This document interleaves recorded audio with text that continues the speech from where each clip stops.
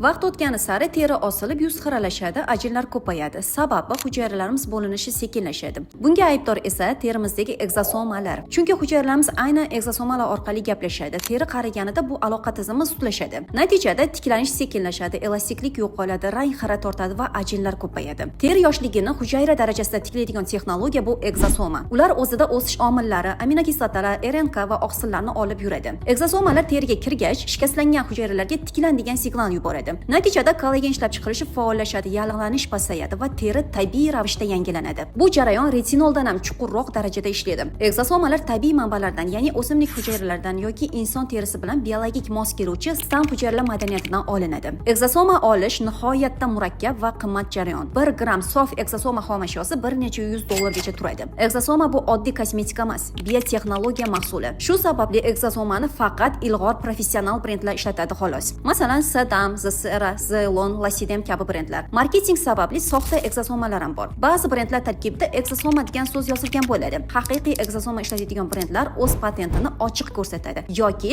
egzosoma sertifikati bilan tasdiqlaydi. Mana shunaqa professional brendlarni har kimdan emas, aynan bizdan topasiz. Ko'pchilikdan ajralib turishimiz va natijalarimiz ko'pligi ham aynan mahsulotimiz sifati va siz bilan sotuvchi emas, haqiqiy yuz parvarishi mutaxassis ishlagani bois bo'ladi. Sizga ham natija kerakmi? Unda biz bilan bog'laning.